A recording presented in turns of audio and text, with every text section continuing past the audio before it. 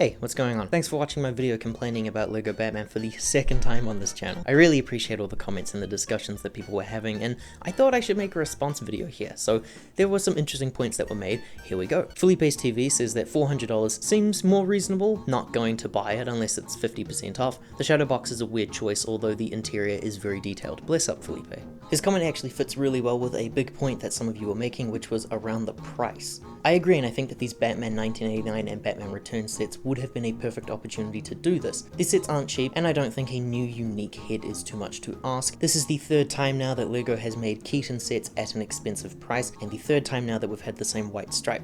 I really did think some celebratory thing like a brand new movie last year or an anniversary set this year would have been the call needed to make a screen accurate figure, but I guess not. And apparently, as this comment points out, there were some price confusions with the press release. I covered this news pretty late, so I went by what was listed on their website. It still says that it's 670 NZ for me. Personally, that's still a bit too much as I adore Batman Returns, so I think I would agree with Felipe. It would have to go on a crazy clearance for me to go and fork this out. Overlord Kinsey had this to say about who is to be blamed.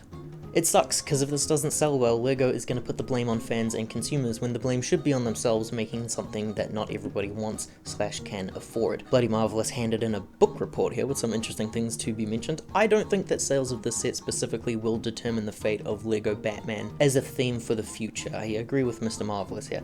LEGO, I would like to think, know how much this character means to people. People really just want to go back to the yearly releases of playsets and DC characters again, like the good old days. A proper wave again, please. Just like the Marvel Superheroes line. But LEGO may use the set sales to determine the fate of these giant Master Builder type sets for Batman and the DC theme, maybe, for better or for worse, you know? Like maybe we won't get another Shadowbox if this performs poorly, or maybe we would get something else entirely. Or maybe we won't get anything like this again at all because it performed poorly, so they won't bother doing another Master Builder series for DC. Maybe it won't underperform. This is all just speculative. Maybe it sells quite a lot, or it sells enough that LEGO think that it's a success. We won't really know until release, and we also won't have an exact number ever, because LEGO don't release exact numbers on their sales, just assumptions when a set goes onto a slight clearance.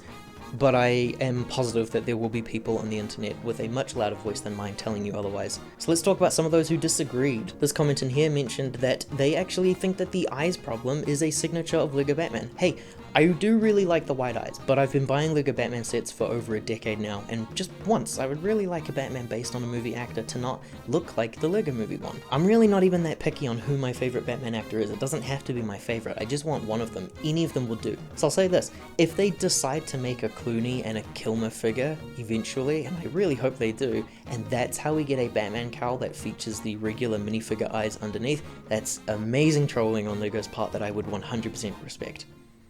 Lord Shrub here mentions that they love the white eyes on Batman, but they hate that they've done them on a white bandana stripe. Why can't they make a Batman cowl that has the eye holes aligned with the eyes? They've already done it with Batgirl, Batwoman, Catwoman, Flash, Hawkman, blah blah blah, you get it, and I totally agree. There have been a lot of helmets and cowl pieces made in recent years for other LEGO characters where the eyes do align up with the eye holes, so those characters don't have to have a little white stripe on there. I have to imagine that there's some sort of a clause in the Batman rule then, but I would really like that to be made clear. Like if it's illegal contracting or something, then I don't really have an argument to stand on as to why they don't have an accurate face. As far as I'm aware though, they're just choosing not to do an accurate face for these actors, and I would like to know what that reason is. I don't want the white eyes to vanish from existence entirely, I just want one of those actors' translations to have his eyes visible and not a white bandana that A, doesn't look like how they look in the movies, and B, ruins the actor's likeness for that head. The white bandana means that I can't reuse that head for other characters. It would be useful if we actually could make other Christian Bale minifigures, or Ben Affleck characters, but you know. Then we had quite a large thread here. James Lowe says, it's not that big of a deal. It's called stylization, but the new mold with the white in it is nothing but a bad thing. It's overly bulbous and creatively limiting. He got a couple of responses here from different users, all discussing different things. Hey, you got some people agreeing with you, I'll give you that, so let's get into it. I absolutely agree, this is a stylization for that character. Batman has frequently been represented with the white eyes, especially in toys and comics and cartoons. That said, he isn't shown like that in the movies, and the sets I talk about are specifically based on the movies. So it's stylization over accuracy, and I don't really like that. I really love how the white eyes look when it's Batman based on things outside of the movies. I strongly dislike the white eyes being used when it's supposed to be based on an actor's likeness. Now on a personal note, this might just be me here, I think you somewhat contradict yourself when you say that the white eyes aren't a big deal, it's a stylization, but then you call the new one a outright bad design because it's big and creatively limiting.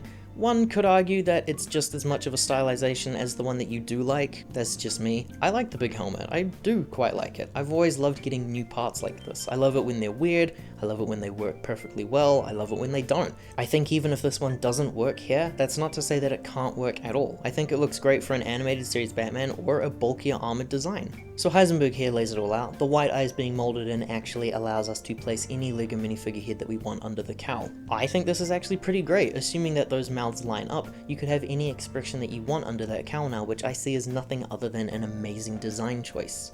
A couple of comments were made about the Ben Affleck head. This commenter says that the Affleck exclusive head from the big Justice League set does make sense having the stripe though. It's based off of his armored suit, which covered his eyes. True. This wasn't to say that the white stripe has never worked for any Batman ever. In Snyder's movies specifically, he is seen wearing some goggles in some sequences, so having that stripe over actual eyes works. Aesthetically wise, I would have preferred if they were goggle prints like the Adam West ones, but that's nothing more than a silly nitpick. And this commenter here who says that they don't really see it as Ben Affleck's face, but rather LEGO changing the logic behind Batman's face, and then they went on to explain. The comment points out the reused head for Affleck. It's actually just a regular head that worked really well with the cowl. This is what I was trying to point out. Most of the actors don't actually have a unique head that is made for them. They actually just borrow the one that came out in the year prior from the comic-based sets.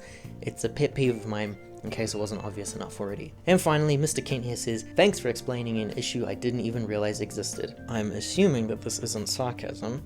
So thanks! I genuinely didn't have a problem with this until last year when the Pattinson sets were revealed to feature the same head and cowl as previous Batman figures. That same year we ended up getting a really good Adam West set and a really good Christian Bale sets, and they also featured either the same cowl or a head that still had the white stripe, so I still feel that my complaints are warranted here.